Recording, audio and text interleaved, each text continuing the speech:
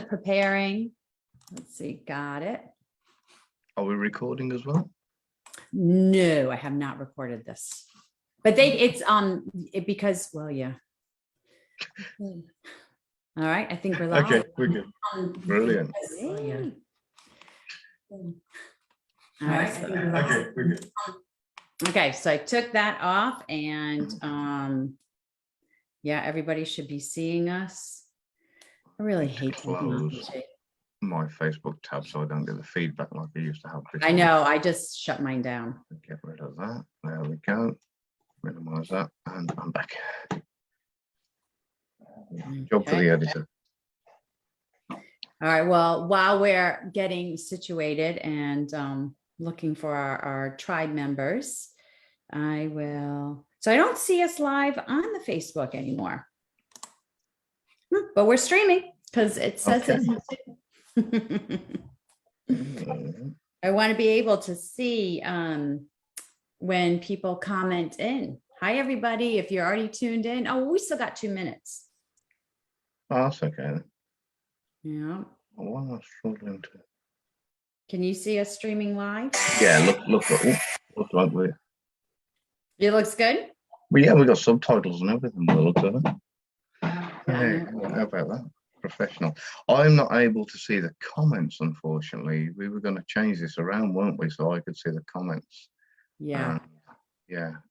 We'll have to see if we can get that sorted. So I apologize to anybody and everybody in advance. And if there's not many on right now and they come back later and they're watching the live stream, watching the re-recording or whatever, replay or whatever it is, I'm not able to see comments. Sorry, everybody. I'm going to leave that to Lena.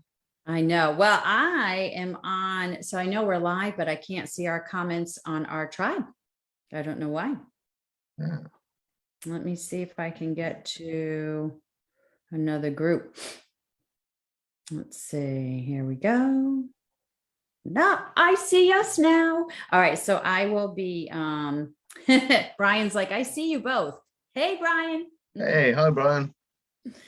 Cool. All right. So I'll just keep monitoring the comments on my phone for anybody that has a question. We got a question already? No, I said for anybody that does. Oh, okay. Sorry. My bad. I was trying to turn the volume down on the phone so I could see the comments and it didn't work. Let's see. Hey, you two, kill it. That's Brian. Oh, bless him. Thank you, Brian. Oh, and John Paxton's on as well. I can see comments on my phone. Oh, yes. There we go. All right. Beth is here. Oh, there. Oh, hey, John. Hey, Beth. Brilliant. Rita. Hi, Rita. I haven't heard from you in a long time. We have to get together. I hear there's a bunch of Duran Duran concerts. Ooh. Yeah. Dying to know which one you're going to. So I'll have to go to that one. Hey, Beth. Awesome. Yeah, I'm sure. Didn't somebody give me some stick not so long back in the comments saying is Gavin embarrassed about being a Duran Duran fan? I never admitted to it. I never admitted to it. How could you be embarrassed? You can't be embarrassed. I'm not embarrassed. They're just from the same kind of area of the world as me. Exactly. You should appreciate that. All right. Well, for those of you, it is 6:31 and thank you for tuning in. We're talking about thought distortions tonight. And it's very difficult in my accent to say that because I want to say thought distortions with the no R. And I don't know how the transcription is going to read that, but yeah, thought distortions. When I was going through my training at Cornell University last year during COVID, I went through psychology of leadership.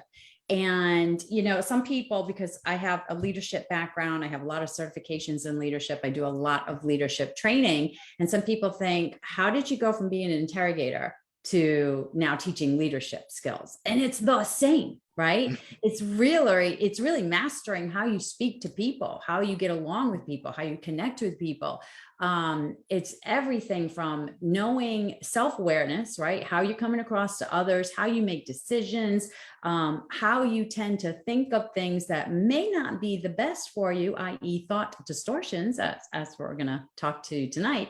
And then everything on the outside, right? Having that situational awareness of being able to read other people, even down to their personality personality preferences, right? So I can better connect with you. I can earn your trust. And of course, in our line of work, trust equals truth for us. And so people, when they scratch their head saying, how did you go from being an interrogator to leadership? I'm like, it's a normal, segue, because you're using leadership skills as an interrogator or interviewer, because it all comes down to those soft skills, interpersonal communication skills. And when you can master the words coming out of your mouth and also your nonverbals, you set a stage for very healthy communication and respectful communication, and of course, to get the truth. But if you don't know how you come across to people and you're not aware of maybe some behaviors that may sabotage your communication practices, you don't know what you don't know. And so you may think you're going along and being an effective communicator when all this stuff is going on inside your head. And you're thinking, wait a minute, what just happened? What did I say? Or why are people taking me so personally? Or did I say something that was offensive? Because that wasn't my intent. And so knowing how we come across to other people is critical. Definitely. It reminds me of what I call the knowledge blind spot, which is when you've got something. Most people that seem to think that you've either got something you know and something you don't know, and that's it. But there's an area which I call the knowledge blind spot. It's where it's something you don't even know you don't know, which sounds crazy. But what you've got is, like, for example, astrophysicists. I know nothing about that subject, but I know nothing about that subject. But there's other subjects out there that I've probably never heard of that I don't know. So it sounds absolutely crazy, but it's like what I call the knowledge blind spot. It makes sense to me, or at least it did when I was thinking about it before this. So, oh, no, I love that. In fact, I'm getting ready to do a big keynote event here locally in a couple of weeks. And we have two scenarios. After my keynote, I break everybody apart. And this is going to be about 300 people, I think, and they get into breakout rooms and they have two challenge scenarios they have to work with. And it's all about leadership and communication. And one of them is a new hire coming in, not really fitting in with the group, not understanding how things work, and kind of taking a step back instead of really stepping forward and, asking questions and asking for guidance and leadership. Now, the leadership may look at this person as a new person and say, well, why aren't they performing to standard? I hired them because they had this expertise. What is going on? Are they just not a good fit for my team?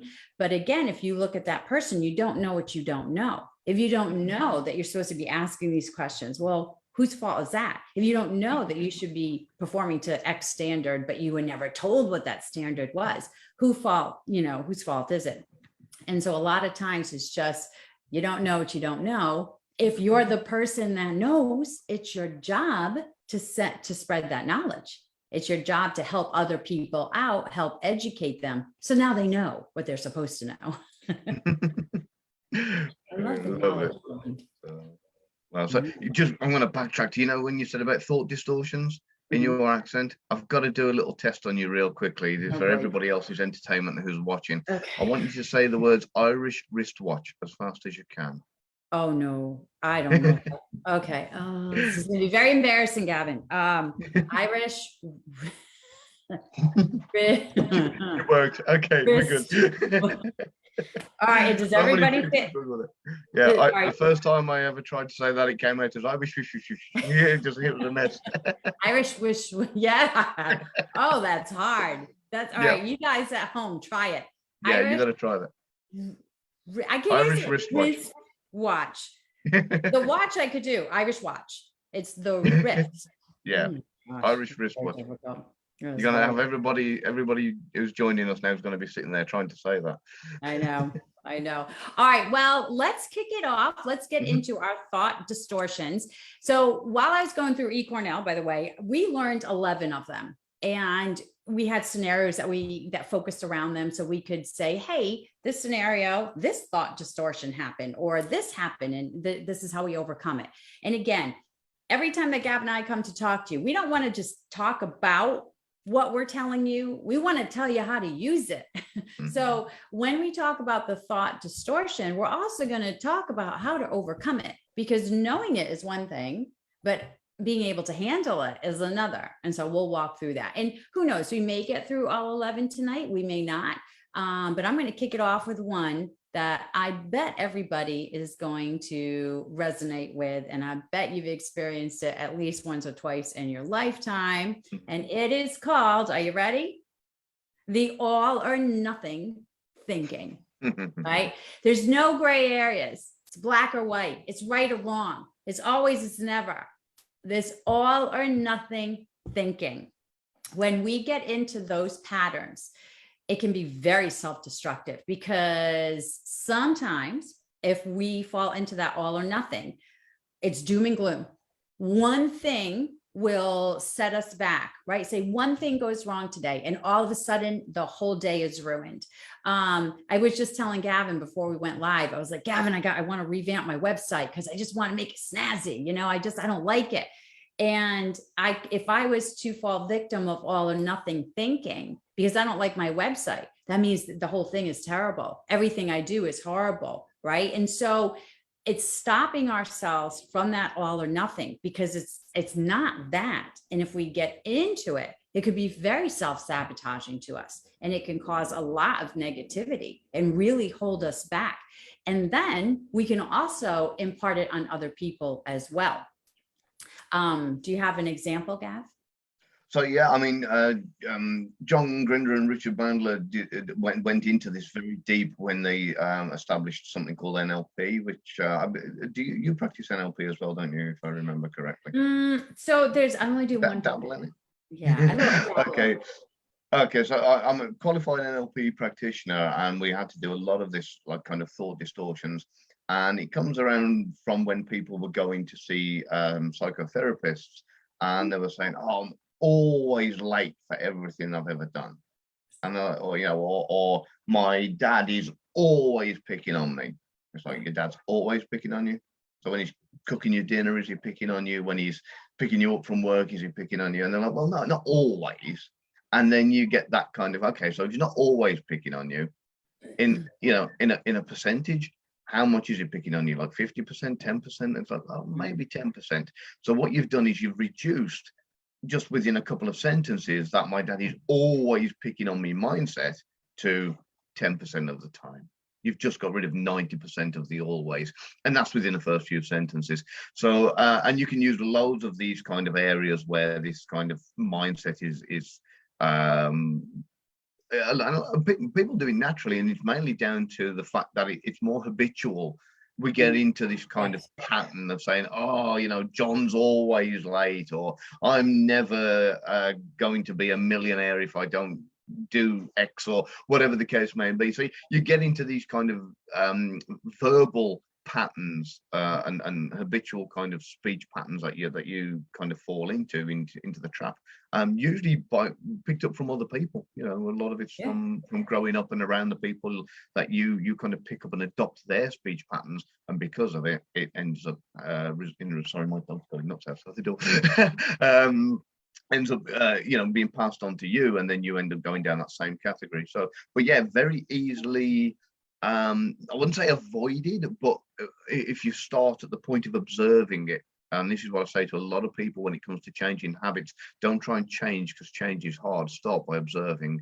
Then once you've observed yourself saying it, and come across yourself going, oh, I've done it again, and that's all you have to do. Before long, the observation naturally turns into a change, because you start going from observing it after you've done it, to observing it as you're doing it, to observing it from when you're about to say it, and then at the point of you catch yourself early enough, you go, no, actually, I'm not going to say it. I'm going to change the way I'm talking here and do something differently. And that observation alone is enough to eventually change your habits. So there we go, little extra something for you on the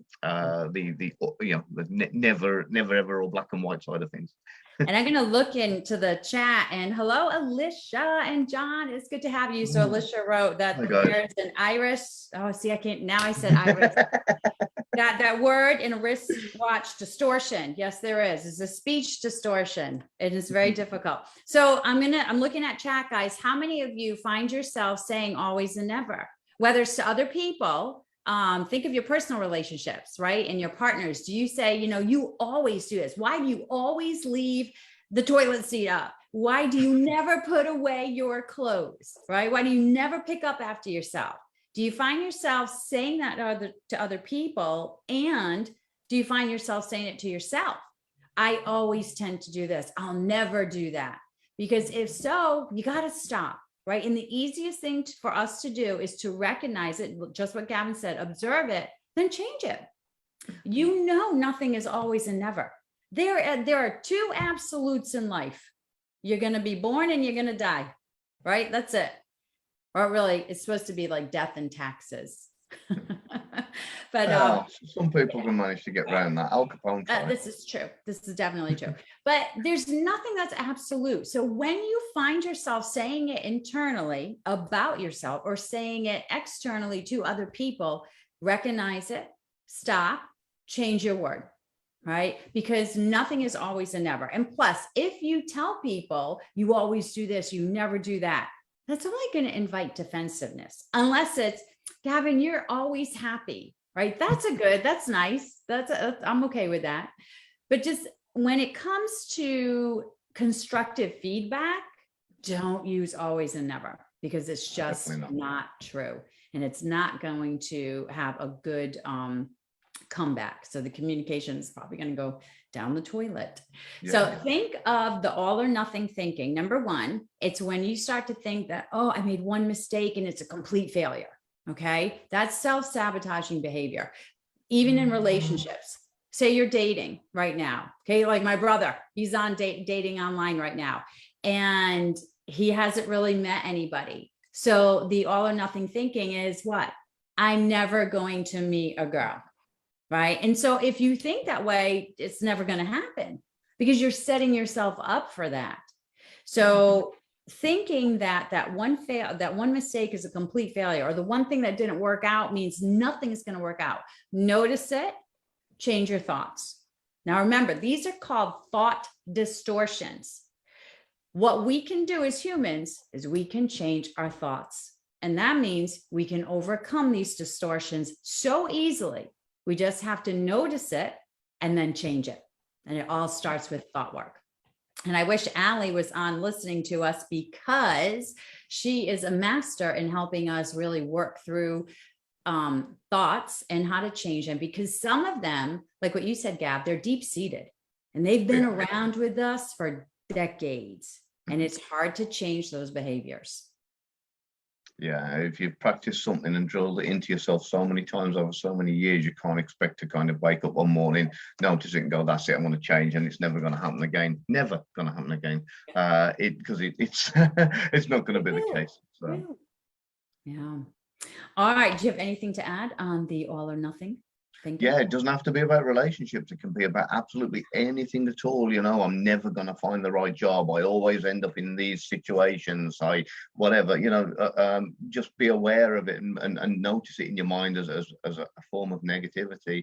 And also, I've said this before, but don't ever try and live this life of where you think I've got to stop all negativity and be positive all the time, because it's not going to happen. Life isn't like that.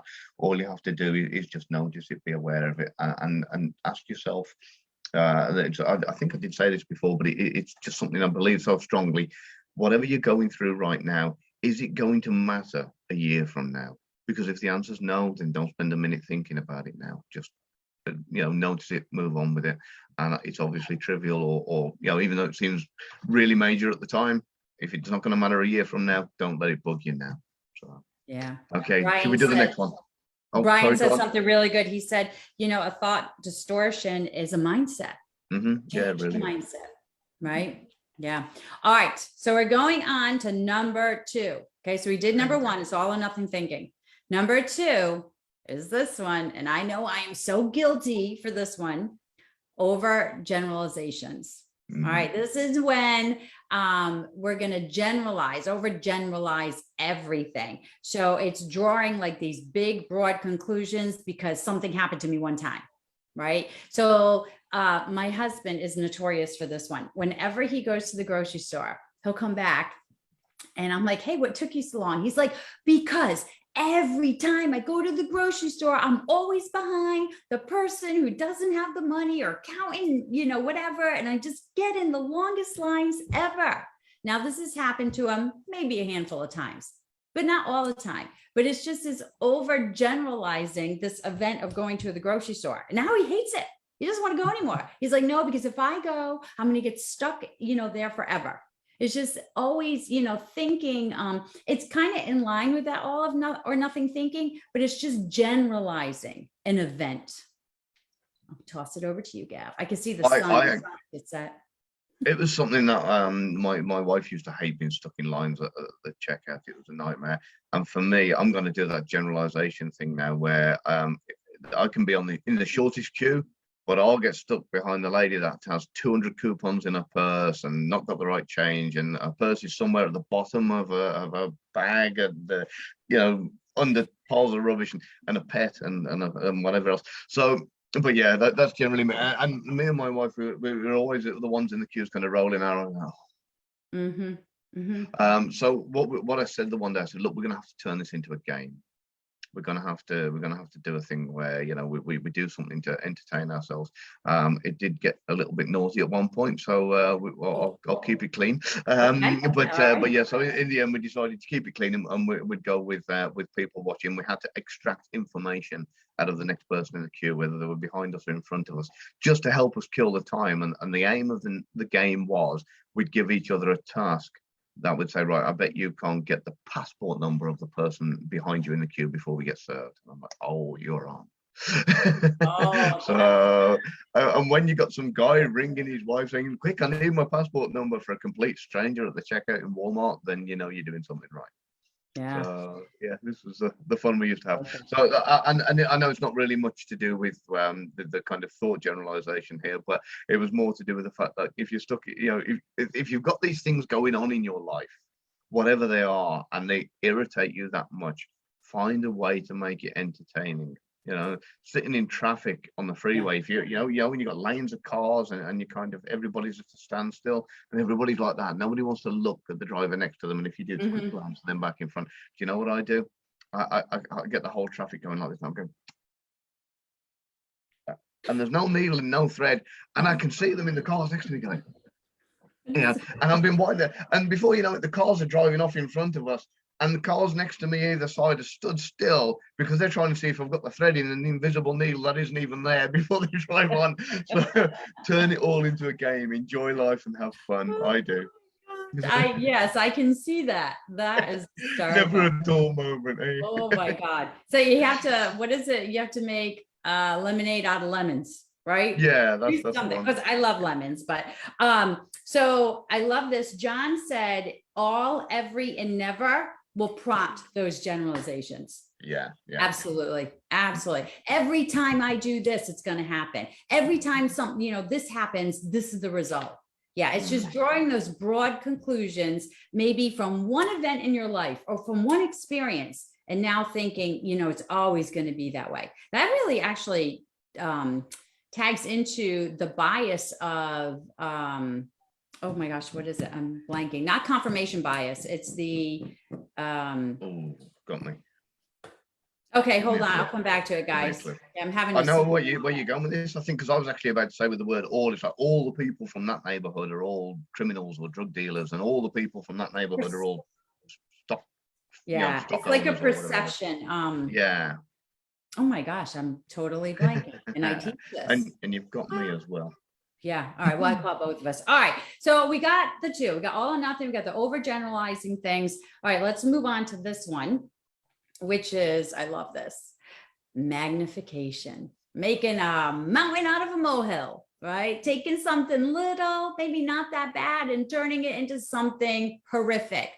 Just exaggerating difficulties and challenges. Now, I fall victim to the black cloud syndrome. And my husband's very eager to point this out to me. When one thing goes wrong in my life, it usually means like 5 other things are going to go wrong. And then the day is just doom and gloom, because I make that one thing, I magnify it, and then I get mad and I get just reactive. And then of course, if I'm mad and I'm reactive, and then I have a bad conversation with someone, then that's an issue.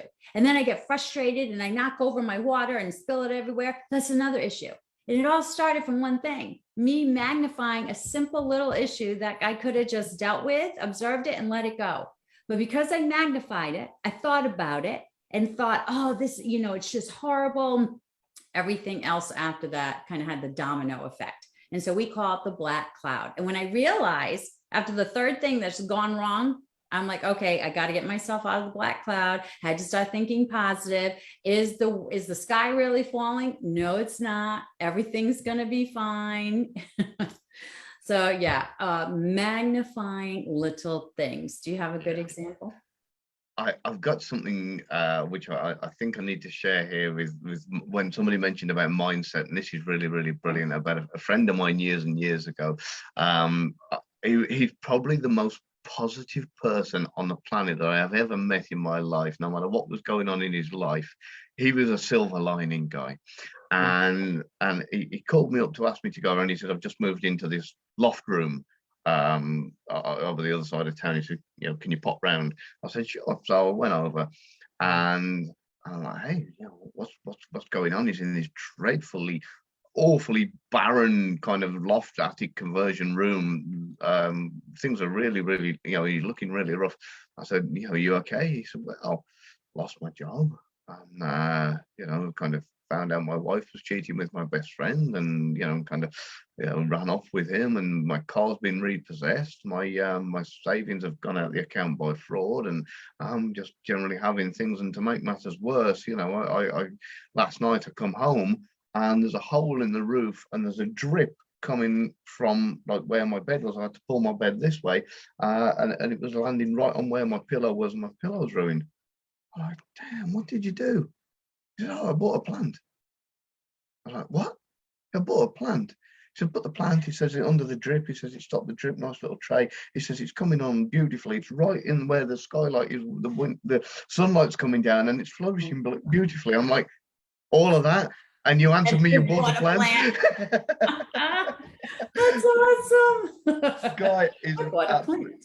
Yeah, and that was his fix. He didn't moan about the fact that he'd ruined his pillow. He didn't moan about the fact that the worst possible week of his life has been topped off with this drip from the hole in the roof. He was happy that he now had an excuse to buy a plant. It watered itself. It was in the line of the sunlight, and he brightened up his room and brightened up his life. And I had a lot of admiration for him that day. I love that. Didn't take him long to get back on his feet either. And I tell you, that's pretty amazing. That takes a lot of thought work, willpower. That's staying positive. And the best way to overcome magnification is just that. It's thinking positive, and it's focusing on the one little thing that makes you smile in life. I can't remember where now. I don't know if it was in one of my online courses, but we came up with, I think it was with Ellie and I, we did a seminar with two sisters, and we came up with things that we could do to kind of get us out of the rut, right? And build our confidence back up and just feel good again. And it's anything. Find out what it is that really makes you happy and do it. If you're having one of those days or a week, go do the one thing that makes you happy and brings you joy. So me, it's always animals and nature. As soon as you have to get away from everything, I go into nature, I go take the dog for a walk, I go whatever, and I'm instantly back in a happy place. But we need to do that for ourselves, because if we don't, we're going to get sucked down that vortex, and it is not a happy place to be. Yeah, when I was in Romania, a friend of mine over there was telling me about the fact that they pray slightly differently over there. And the first thing they do every morning is they pray to say thank you for 10 things that they're really, really grateful for. And they have to not just say that they're grateful, but they have to visualize each of these things on there, what has been come to know in this day and age as the gratitude list. So not just kind of say, oh, I'm grateful for the time I did X, but really feel it, kind of visualize it, replay it in your memory, kind of re-go through the whole thing, all the senses kicked in and that kind of thing. And so I don't know, perhaps, I mean, for me, one of the times was driving down Route 66, and as I'm driving down a long straight, I've got this American Eagle flying parallel with me, and I've got some kind of rock song, typical American anthem blasting on the stereo. It was just like the perfect moment, beautiful sunny day, and just absolutely just phenomenal, and that for me, I replay that moment. I'm really grateful for being able to have done that. So I go through the like playing of the tune, the feeling I got, the wind coming through the windows of the car, and the whole everything, the sights, the smells, the sounds, the lot, and replay that, and how grateful I was to be able to achieve that and live that for that moment. And that's the kind of thing you have to do. So it's not just about praying, say, yeah, thank you for the day that I won 20 quid on the lottery, or thank you for, you've got to actually kind of relive the moment for just for a short enough time to kind of feel that feeling within you of that gratitude, and it really kind of makes a big difference. Yeah. This week I have been practicing the attitude of gratitude every single night and doing exactly that. I swear that every day following has been the best day. Oh, wow. Literally, and it's almost like I'm putting the happiness out into the universe, is coming right back to me. And every night I go to bed and I'm like, wow, I'm so lucky right now because of blah, blah, blah, blah. And I truly feel it. Like I'm not trying to lie to myself. You can't. And I'm not trying to be insincere about it. Like I'm thinking about things that have happened recently, and I'm like, I am truly grateful. And the next day is amazing. Like it's just amazing. Now, if I go to bed at night and I'm like, oh, I guess I should have did this. I have to do that. I want this. I don't like my website, right? Whatever. I'm so stressed out. I have too much to do. I wake up the next day. Guess what? Miserable. Bad day. Yeah. It's a bad day.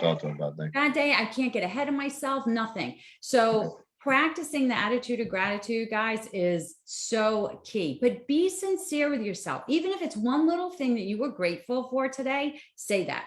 Before you go to bed tonight, really think about the event or the issue or whatever it was, and feel grateful for it. I guarantee you're going to have a better night's sleep and wake up and your day is going to be good.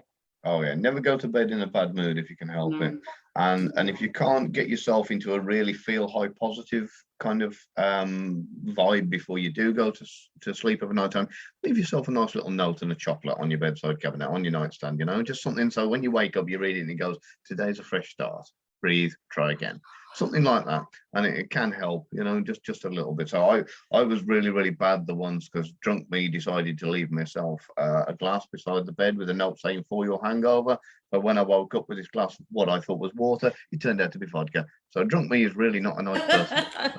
But drunk you is more of a trickster than sober you. Okay. I'm bad enough in real life, but sober me is bad enough. But drunk me is a real asshole.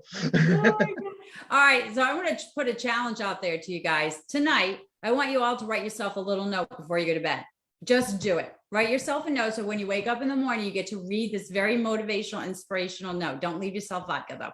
Write yourself a note and come back in this group, because I'm going to get on tomorrow and I want to see how you felt. You don't have to tell us what your note said. You can keep that private, or you can share if you want, but let me know what it did for you at the start of the day. And I'm going to do it too. Gavin, that means you have to do it too. Yeah, I will do. And of course, it doesn't have to be anything super poetic. You don't have to get all Billy shaky on it. And, just a nice, simple note.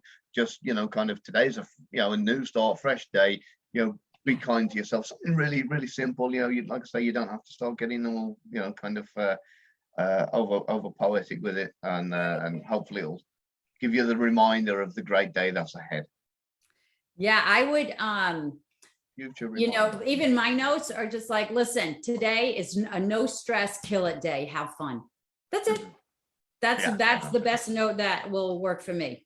Right. So come up with something, that's going to motivate you. Also, little things. Every morning I have my amazing Nespresso coffee. I light my favorite incense and I listen to Stan Getz, and that gets my morning off to the best start. And so you guys may have a little routine, but I want everybody to write yourself a note tonight, and then I'm going to check back. We'll see how that's it. Yeah, because let's face it, if that's going to be one of the first things you see in the morning, or even leave yourself a recorded message as your alarm to wake you up, anything like that, to get you off to the right start. Because if it was the other way around, if the first thing you woke up to was a note saying, you forgot to lock the door, a-hole, and you're out of milk, you're going to be like, oh, before you've even started. So, you know, and it's going to ruin your day, and it's going to put you in that bad mode for the day. So on the flip side, if that's what a bad start can do for you and the rest of your day, imagine what a good start can do for you and the rest of your day, getting you off on the right foot. So yeah, little challenge. I'm looking at some comments. Hi, Stacy. Hey, Scott. I'm glad you guys. Hi, Dura. Oh, we got all our peeps here. Hey, Marnie. So good to see everybody. I'm trying guys, I know we've got a few that couldn't make it tonight, so you know, hopefully they'll watch the replay. But guys, give us anything that you've done for yourself in the comments, or if you don't even have to say what you've done, but if ever you've done yourself something the night before that you found the next day and gone, wow, brilliant, you know, I forgot about that, that's a bonus. You know, just put a little yes in the chat, or I've done it, or something like that. And you know, if you can tell us what it is, then even better still, we'll pass it on to other people and everybody can learn from the community. That'd be great. John was so nice. He said finding me in my online course, he's grateful for. I'm grateful for that, John. Thank you. That's very nice. All right, let's move on then to number 4. Now, number 4 is, it's a difficult one. I know I do it, Gav. I don't know if you do, but it's called labeling. Yeah, I think we all do it. So this is when we attach personality tags and behaviors to people, right? And we start to label them as rude, as arrogant, condescending, narcissistic, too polite, insincere, pushover, and the list goes on and on. So we start to label people. It also can happen when we start to label ourselves. And again, if we're labeling ourselves in a very unproductive manner, that's going to really hinder our performance and our production. So if I keep saying, hey, I'm a failure, I'm probably not going to be successful. So labeling. Let me hear, Gav, I'll toss over to you. How does labeling come into your life? Oh, there's so many ways. I mean, me personally, I'm a nightmare for labeling other people. And again, I'm just going to digress here for a minute. Yeah, you also have to remember that you've got a lot of people who use what I call their customer service voice when they're kind of out in public or doing their job and that kind of thing. And it's really, really easy to misinterpret somebody as being super nice because they're using a customer service voice at work, and then you bump into them out of work one time and you go, oh, hey, how you doing? They go, oh, what do you want? What? You know, I thought you were lovely. Oh, I ain't got time right now, I'm busy. You know, and you're like, wow, you know, that person really shocked me because, you know, you're seeing them outside of it in a different environment. And yeah, so it's amazing how you can easily label somebody, even somebody you've known for a little bit of time, or you think you know them, and then you see them in different circumstances, and it's they're a completely different person. Yeah. So I have a really good example of this, and I teach it all the time when I'm teaching personality preferences. I really believe that when you can learn as much as you can about personality preferences, whether it's DISC or Keirsey or MBTI, even looking at Ocean, whatever you can learn about that, it makes you more self-aware about your own preferences and differences, and makes you more aware of other people's who may be different from yours. And that naturally increases your empathy and understanding. So I am a huge MBTI fan. I know some people now today swap it with Ocean and they think that's better, but I love MBTI. I find its uses in every day, both personal and professional. And there's one dichotomy in MBTI, the judge or perceiver. And those of you, if you guys, I'm going to look at the comments. If you guys have taken MBTI, I would love to hear your thoughts on what I'm about to say. And if you want to share your type, share it. Oh yeah, for those who don't know what it is, there's about 3 or 4 different websites where you can go on and do like a personality type test. And I can't think. I think DISC is probably the most popular one at the moment, isn't it? Amongst or the most well known, I should say. Is more so than the most popular. So yeah, and MBTI stands for Myers-Briggs Type Indicator, and you could take it for free on 16personalities.com. So it's totally free, and within 20 minutes, you can get your type. And it's pretty accurate. Just when you take it online, make sure you're feeling your most natural self, right? Your most relaxed self. Don't take it on a day that you're stressed out or you don't feel well, you have a cold, you're exhausted. Take it when you feel really good. All right. You just feel But like don't take it when you're drunk. No, don't take it when you're drunk. That's not a good idea. Although I bet you're going to try to. Oh yeah, I'm going to I see if I get wonder. a different You could result. do a little experiment. Take it when you're sober, take it when you're drunk, and see how the Yeah. difference is. Oh, Why not? okay. Yeah, that'd be good. Apparently, I'm an ENTJ. Apparently, so. Well, so am I. That's why we get Oh, there along you so go. well. That's probably it. All right. Well, let's talk about this J, right? So in Myers-Briggs type indicator, which was created by Carl Jung in 1921, but then it was kind of morphed by a mother-daughter team who never went to college, and they were Isabel Myers and her Catherine Briggs, or the other way around. Anyway, they were studiers and of Carl Jung, and they came up with 4 dichotomies. Carl had 3. Anyway, they added this one called judge or perceiver, and it's how we prefer to organize our life or our outside world. There's some people who love to be super organized, and we have checklists every single time. If I have a project coming up, I have checklists, I have deadlines. I'm checking in with myself and with my team all the time to make sure it's going to be completed, not on the deadline, but maybe a little bit before. And then there's the perceiver. Okay, the perceiver is just as good as completing this project on time, and they're amazing, right? But they go about it very different. They do not like a rigid schedule because they feel that it's going to interfere with their flexibility. Because if something has to change at the last minute, a perceiver is like, yeah, I got it. I can change it and it's still going to be amazing. Where a judge is like, oh, no, there are no changes. It's 24 hours until it's due. It's done, right? So when they work together, it can be a little bit of a clash. And so bringing it back to labeling and our thought distortion, when a perceiver works with a judger, who Gavin and I are J's, and look, I mean, I can show you numerous checklists. My desk is scattered. Yeah. Oh my gosh, Post-it notes, checklists on my phone, everything. And I love to check everything off, right? When I check it off, it feels so good. But when a perceiver works for a judger who's very scheduled and the perceiver is not, that judger can come across as a micromanager, and the perceiver can start to label this person who just has a personality preference of being organized as a micromanager, and they may not be a micromanager. So that's that labeling. And when both of those people know about personality preferences and how one likes to be super organized and checklists, and the other one is a little more spontaneous and flexible and an outline, when they understand that that's just a personality preference, it's not a person, it's not a negative trait or anything like that, then they can work better together, because now they understand how the other person prefers to work and organize their life. But if you don't know what you don't know, how do you know that? You're just going to label that person, they're a micromanager. They won't leave me alone. They're constantly checking in. It's almost like they don't trust me, when that's not the case at all, because that judger doesn't know any other way to organize their world. They've been doing that since day one, right? And so for them, it's just this normal thing.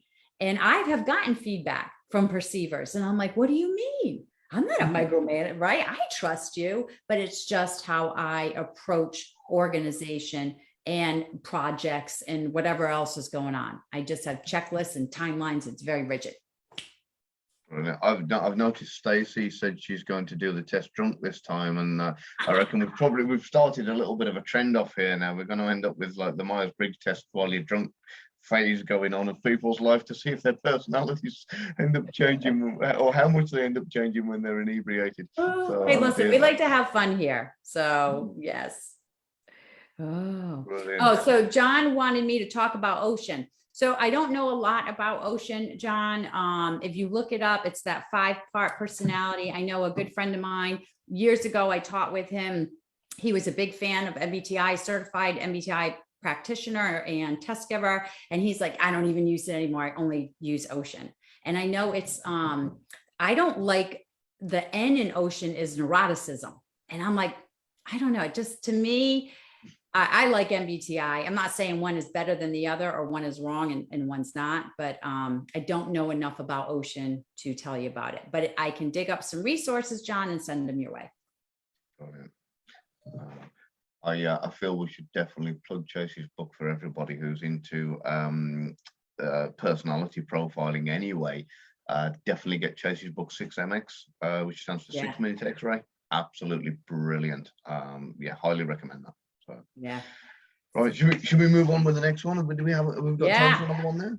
Oh, we totally do. Okay. So Brilliant. our next one is, ooh, you know what? Hold on. I think I might, let's see, what time is it? We got a little bit. I'm going to jump to number 7. All right. Okay, lucky This 7, one- 007. Lucky 7, 007. This one is, and this is a good one, jumping to conclusions. Ooh, yeah, victim right here. Why do we jump straight to a conclusion? I will tell you why. It's because our brain is lacking information and the brain does not like to not know something. So when the brain doesn't know something, we tend to make it up to fill in the blank, fill in the missing information. So put this scenario, and I'm certain everybody can relate to me on this one. Your significant other texts you 2 hours after they were supposed to text you, and you don't know why. What do? Jump to a conclusion as to why they're late, or they come home late and you don't know why. What do? You jump to a conclusion as to why they come home late.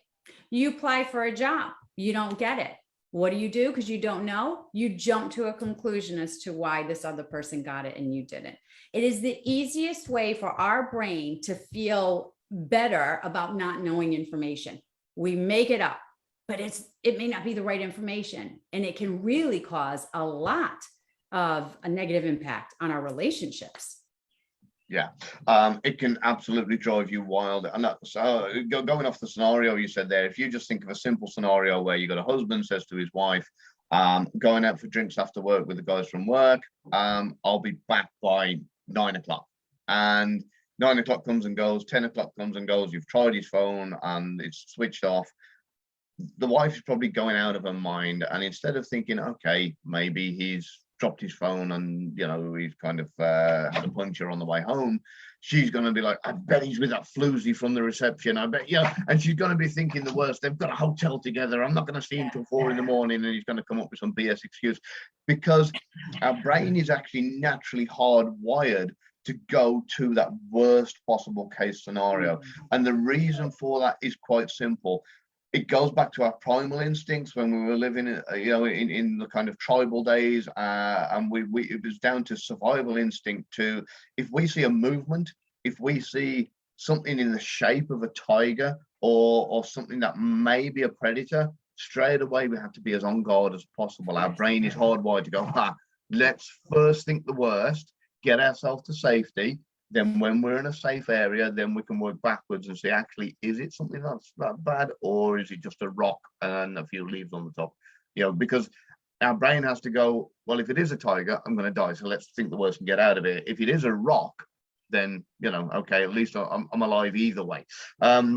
So this is why our brain naturally tends to go down that route of thinking the worst and working back. And usually it's a case of, just an unfortunate series of events. I mean, don't get me wrong, there are obviously cases where blokes go off and do go with a floozy from reception, but most of the time in the normal world, most of the time we don't have to worry about that kind of thing. It's usually a genuine story where something has happened, just like I say, an unfortunate series of events, and it's nothing like what we're imagining.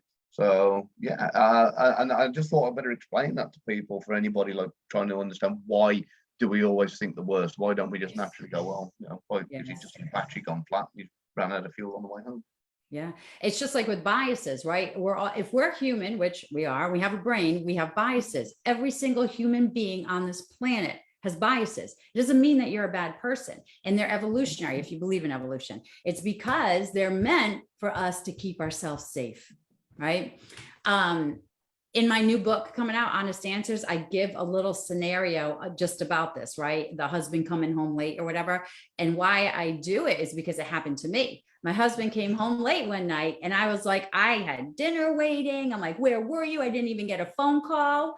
And I go, what do, Gab? Just what you said. I go right to the worst possible thing. And for me, it was more of disrespect. You could have called me and let me know. Well, when I finally put that aside, he said, well, can I explain what happened? And I said, yes, absolutely. my husband, for some reason, has this knack of whenever he's driving on the highways of being the first person on scene to a hideous accident. He has saved more people than I can count. I guess that's why he's on this earth. But it was an accident. He witnessed a car roll over. So he pulled over immediately and he was with the people, helping the people until the paramedics came and etc. When he got back in the car, his phone had died. So there's no reception, right? So couple all of that. And when I find out the information, I feel what? I'm like, oh my gosh, I'm a horrible person because I went to the worst possible thing. But it's hard because we're hardwired that way. But here's what we can do. We can change our thoughts. We can say, okay, put it on hold. Let me, when my husband comes home or whoever I talk to, let me ask the question as to why X happened, get the information, and then think about it and investigate it instead of going right to jumping to a conclusion about something I have no idea. Yeah. And again, because we are naturally hardwired to do this, it's no good trying to resist it and fight it. It is going to happen. What you need to do is be aware that it's going to happen, understand why it happens. And then when you know now why it happens and the reason it's definitely going to happen, you can then work backwards and say, okay, I've naturally jumped to the kind of, the worst possible case scenario. Is it actually really that likely?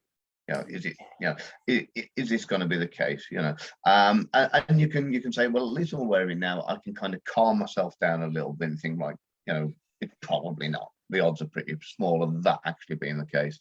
And then try and give yourself a little bit of flexibility and wiggle room to say, right, I'm gonna wait till he gets home and see what he says, or I'm gonna ring them up and find out why I didn't get the job. And if it is Simon from accounting, I'm gonna go slap him.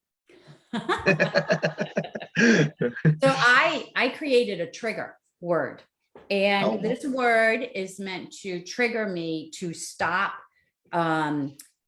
being inside the jump into a conclusion. And the trigger word for me is investigate it. It's actually 2 words. So if I tell myself, whenever I'm aware, so I'm cognitively aware, I'm jumping to a conclusion, I say investigate it. And instantly I stop thinking the thoughts that I've concluded, right? Because if you jump to a conclusion, it's a thought that you're thinking. I stop thinking that thought because my trigger word is to investigate it. And what happens is when you assign a trigger word, it automatically stops your brain from whatever it's doing. And so when I say investigate it, it stops me thinking that one thought that I don't know, that I made up. And now, because I've stopped that stream, I can think other thoughts. And that is, what am I going to ask the person to get to the bottom of the story? Who can I ask? What type of question can I do? How can I investigate this event to really find out what really happened instead of making it up? Unfortunately, there are so many people out there that are overthinkers, and they do themselves more harm than good by going through this whole overthinking kind of, it's not just kind of, it's not the floozy from reception. It's a case of, I bet they've got a hotel room. I bet he's getting the type of shampoo that I like. I bet he's getting the perfume that I wanted for Christmas. I bet, and before you know it, they've kind of run off to Hawaii together before you've even thought about it, and it's not even really actually happening. The poor guy stopped to sort an accident out, or kind of had a breakdown or whatever.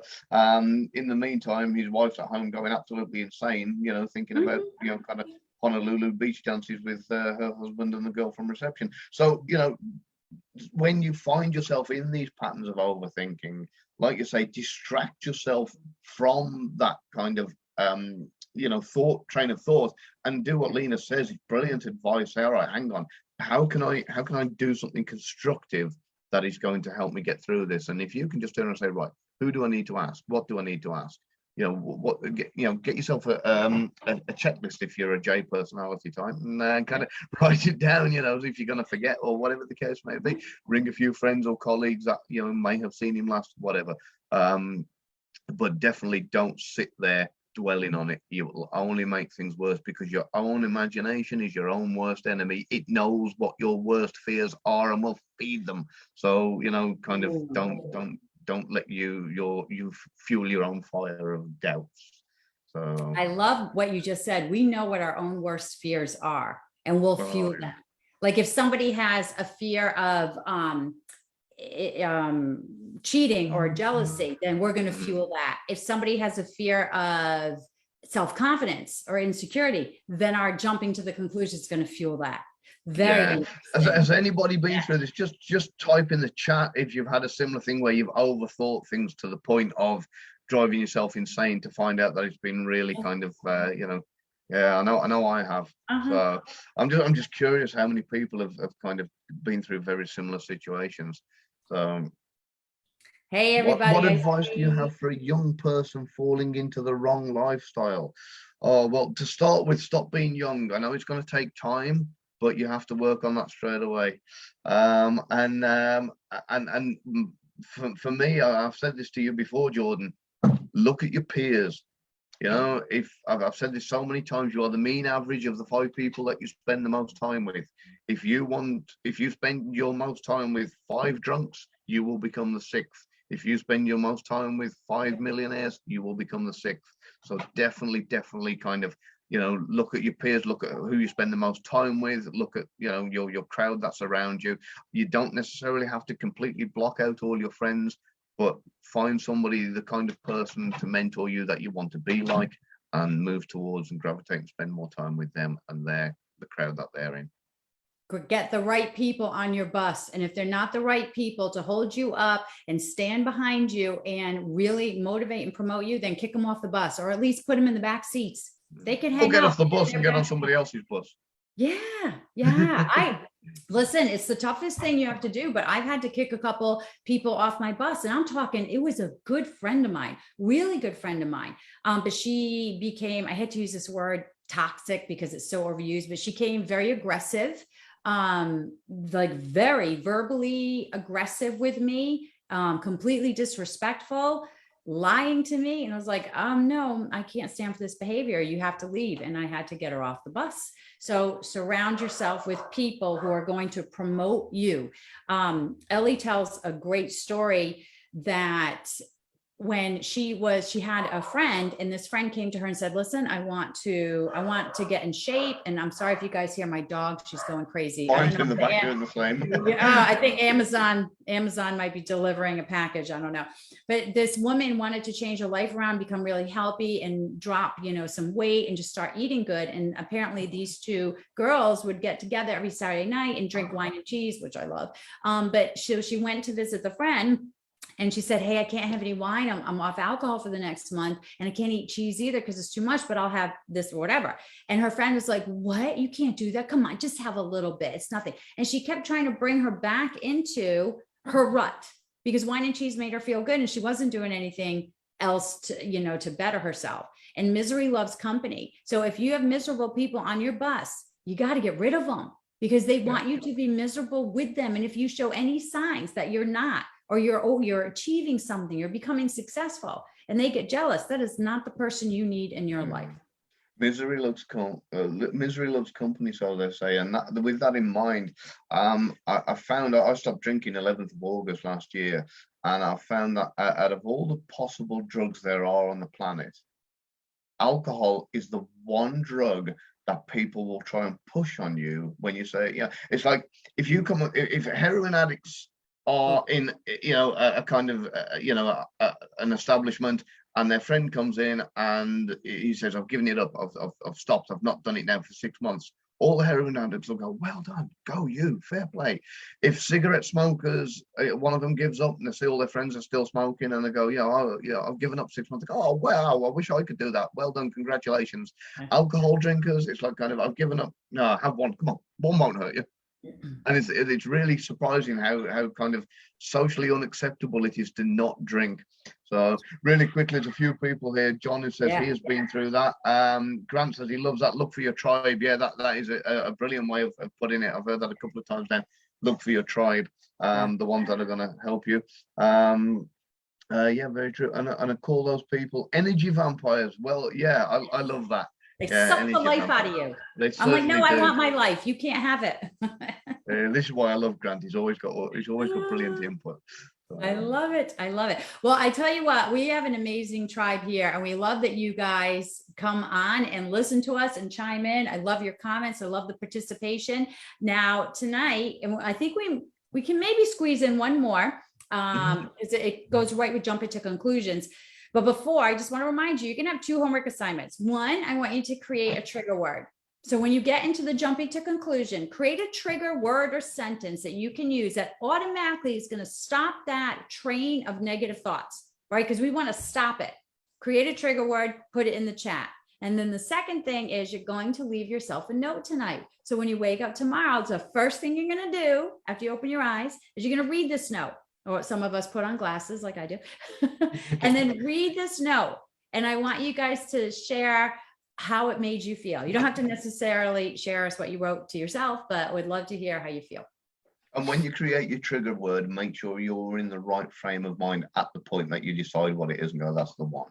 Don't do this at a point where you're feeling angry or frustrated and go, right, I'm going to use, tin of beans. And then the next day you're trying to calm yourself down and you say tin of beans and it ends up actually winding you up and making things worse. Definitely sit and do a bit of meditation if you have to, which not enough people do. In fact, I told somebody a theory not so long back that when it comes to smoking, it's not the cigarette doing as much for you as it is the amount of oxygen reaching the bottom of your lungs that you don't normally. People breathe to the top half of their lungs the majority of the time, yet when they take a drag on a cigarette, it's very deep. And then breathe it out, or if they're smoking anything else as well. So because we don't naturally do that, we don't normally get the air to the bottom of our lungs. So the bottom of our lungs don't get as oxygenated and don't get as much of a high from that as what you would in normal day-to-day life when you just standard breathing. So do some deep breathing exercises, get the bottom of your lungs oxygenated in a way that they don't normally get, and it'll give you a magnificent feeling. There's loads of YouTube videos on there. I think there's like box breathing, ICBM. Yes. I know you. Yeah, ICBM they call it in instant calm breath method, not intercontinental ballistic missile. Yeah, right. Because that's where my mind went. I'm like, why is he calling breathing an ICBM? Yeah, no, not that kind of instant calm breath method. So there we go. So how are we getting on, guys? Brilliant. 20 minutes of cardio daily, Brian says. Oh, that's good. That is really good. Have you guys ever heard of Wim Hof? If you haven't, look him up. He does a breathing technique. He's the guy that can submerge himself in freezing cold water and he takes people. So I started his breathing training. I got up to holding my breath for 75 seconds and that was only working 2 days. I mean, it was nothing. No, I don't think it was like a day. Just started doing his breathing and it got for 75 seconds and it wasn't even an effort. So that deep breathing really energizes you and I think brings the chi, the energy all through your body. All right, we're getting a little woo-woo. I love my woo-woo, but let's get to the last one before we close it down, which is how this is that's what I'm looking for. Anyway, it's mind reading. So that is number 8. Talk about woo-woo, right? I know there's a word, I can't think of it. Mind reading. It's really when you're thinking what other people are thinking, or you're making up what other people are thinking. And how do you know? I love to tell when I meet people for the first time and they find out that I read body language, they always do this. They lean in and they're like, so what am I thinking? I'm like, I don't know. I'm not a mind reader. Just because I analyze body language does not mean I can read your mind. But even doing that, right? When we are analyzing the verbal and nonverbal behaviors for truth and deception, we still can't be mind readers. And I teach this all the time in my classes. I'm like, it's a science behind it. And you really have to identify all this stuff in order to accurately be able to read the nonverbal and the verbal behaviors, both truthful and deceptive. And I keep scratching my nose and people are like, oh, she must be nervous. And I have severe allergies. The pollen is wicked. And so right now my eyes and nose are so itchy and I'm trying not to scratch, but I'm suffering, guys. I do the same. It's amazing. And I got the cough. All right. So mind reading. I fell a little victim to this just last night, but I did my trigger word and I stopped it. So you guys don't know this. It's probably the first time I'm actually going to go public with this. Gavin knows it. I am going to be writing fiction for the first time. I'm a nonfiction writer, but I am going to be writing fiction soon. And I sent a couple of my scripts off to somebody that Gavin put me in touch with, and I didn't hear back. And what did I do? I went to mind reading. Oh, he's going to think they're awful, and I have no right writing fiction, right? And I start, what do? I jump to a conclusion. It's the negative one.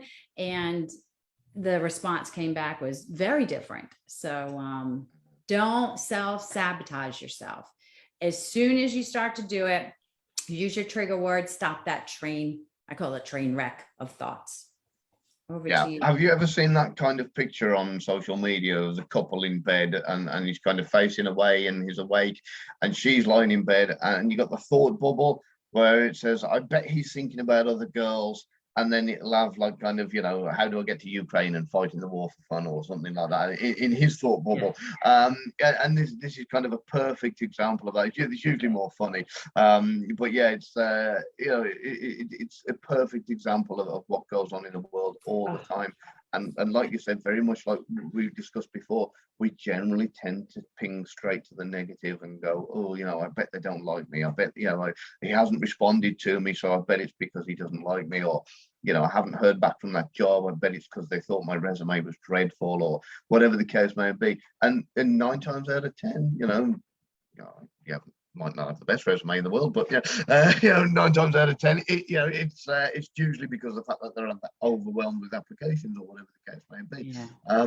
So don't always think the worst. You know, just give it time. You know, use your trigger words and use your kind of what was it? Mark Twain said once. The key to patience: do something else.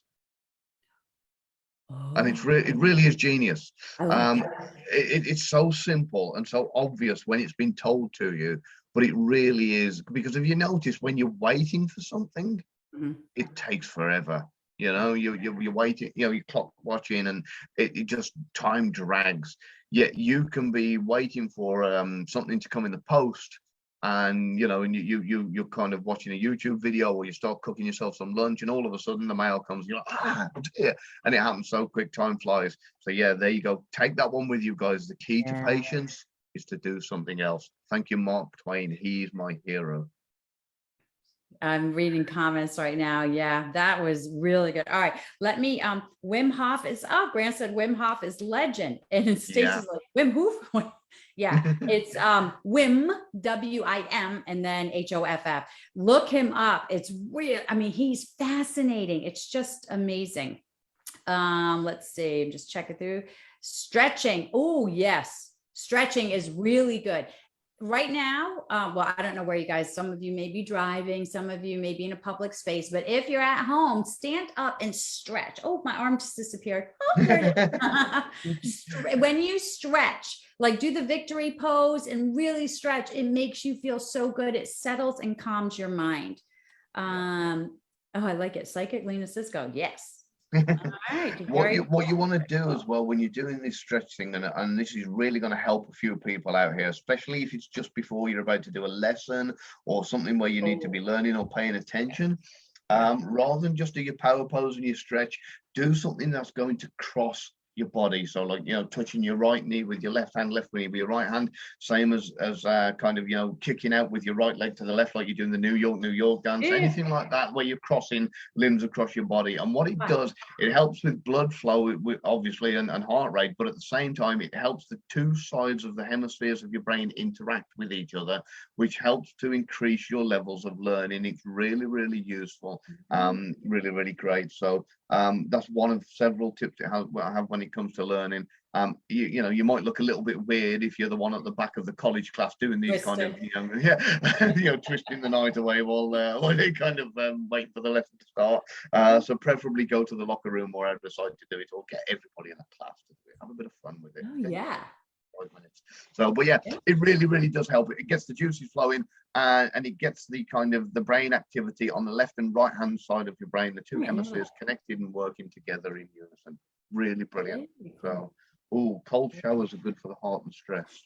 Who said that? Because this is, I love a cold shower. Who said that? It was my wife. It was Beth. Yes. If you, we do something where we challenge people to get uncomfortable, right? The first step of taking a risk or going after something that's different or a change coming up in your life is to challenge yourself with little things first. And the first thing is to take a cold shower, right?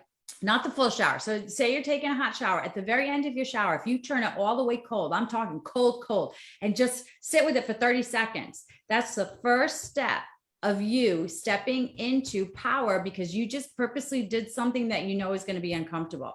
Now, blow it out of proportion. And now that job that you didn't apply for because you're like, oh, I'm not good enough, I'm not whatever, you just applied for. With me, with writing fiction, I never wrote fiction, but I'm like, I'm just going to do it.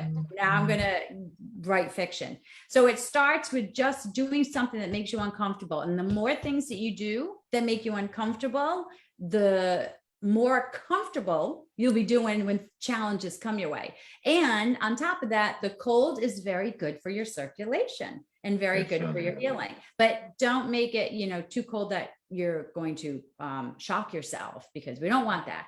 But it's just a great way to start. What I will add to this, people, is a lot of people are, you've heard of this, your circle of your comfort zone. And people say, if you kind of, if your border of your comfort zone is there, then step just outside of it to expand your comfort zone. And what a lot of people don't realize is they need to have an extra inch. So this could go really, really bad if I'm not careful with how I say this, right? So your comfort zone, if it's there, go an inch past it, right? Because loads of people think they know where their comfort zone ends. So they get right to the border and say, I want to push myself outside of my comfort zone. They get to the border of their comfort zone and I think, that's it, I'm out. And then go straight back into the middle again. And they haven't expanded their comfort zone any more than what it originally was. So with the cold shower thing, if you're there and you think, right, I'm gonna try and turn it to cold and switch it straight back, and you do a second and you're like, okay, there, I did it. I've stepped out of my comfort zone. Not really, no, you didn't. You went squirt and stepped out the shower, right? Put it to cold, let it go to cold, let it feel it, and say you can do 2 seconds, and you go, right, oh, this is kind of getting a bit uncomfortable now. Oh, I stepped out my comfort zone. Just go that little bit longer, go an extra second or two. Give that extra inch, as I say, when you're outside your comfort zone. Well, however long you think you can do something or stand something, you will survive. The British military and the special forces are built on getting comfortable with the uncomfortable, and the body will tolerate it a lot. So, push yourself just a little bit more than when you get to the point where you're just about to stop, push yourself that little bit more, give that extra inch outside of your comfort zone. That's when your comfort zone will really grow. There we go. And I love that. And you know what, Gav? Overcoming thought distortions is the same way, because sometimes jumping to a conclusion, mind reading, all or nothing thinking, overgeneralization, sometimes that's comfortable. Sometimes I want to be the victim. Sometimes it's easier to do that than go seek all the information. So when you step outside your comfort zone, create that trigger word and do something different. Yeah. Brilliant. We've had a really good night tonight, haven't we? I know. A lot of good nuggets in there for people. I really, really hope. Yes. And we've gone through 4 of the 11, so we've got more to share with you next week. Yeah. And I don't know how you feel about it, but how about one of the occasions we go through memory distortions as well? Oh gosh, yes, I love that. Got some Misinformation effect. So do I, and it happened to me. I teach this stuff and how to avoid it, and I fell victim to it. Oh wow, I've probably done it myself countless times. So for anybody who is just to give you a quick idea of what we're talking about here, have you ever, say, gone to a school in your primary school, or I don't know, elementary school, I think you call it over there, and you've got this image of exactly how it is, but then you move to another state or another town and you don't go there for many years, and then as an adult, in your kind of late 20s, 30s, 40s, go back to that elementary school and you think, I know exactly what it's going to be like, and you go back there and it's nothing like you remember. You're like, and it's the right place, and the layout's kind of right, but nothing seems to be exactly how you remembered it. And even though nothing's changed, the building, the layout hasn't changed. It hasn't been knocked down and rebuilt in a different fashion. It's actually your memory that's distorted the image of what that building was like over the years through the kind of what's the word for it? What do they call it? Decay, storage decay while it's in your memory. And therefore you get this memory distortion, and this can happen almost instantly. It doesn't have to be over years. There's several different ways this can happen, and people can get like kind of, this is why the police generally tend to jump on road traffic accidents and get eyewitness statements as fast as possible after the event. So yeah. Anyway, yeah, we'll go more into that on one of the coming up videos. So I hope you guys like that, because there's some really, really brilliant stuff that we can help you out with that and how to avoid it. We've got more of the thought distortions coming up. And as always, it will always be great information. If it's not from us, it'll certainly be from the chat, because I've loved some of your guys' comments and tips tonight as well. Yeah. All right. Well, it's 7:42. I guess we're going to wind down for the evening. Thank you guys for joining us and being here. And remember your 2 homework assignments. We're going to check this thread because I want to see how you feel tomorrow after reading your note. And then I'd love to hear your trigger words. And the reason why I encourage you guys to share is because you may come up with an amazing trigger word that somebody else can use. And they're like, oh, that's mine. I want to use that too. So it's just sharing knowledge. Cool. Fantastic. All right, guys. Well, thank you, guys. Thank you, John. Yeah, thank you. And be safe until next, fortnight, right? Yeah. So for those of you who don't know, we do Clubhouse on the opposite Thursday. So Clubhouse one week, Facebook Live the next. So the interrogation room on Clubhouse, if you don't have the app, download it and we'll see you there. Yeah. All right. Brilliant. Bye, everyone. Bye all.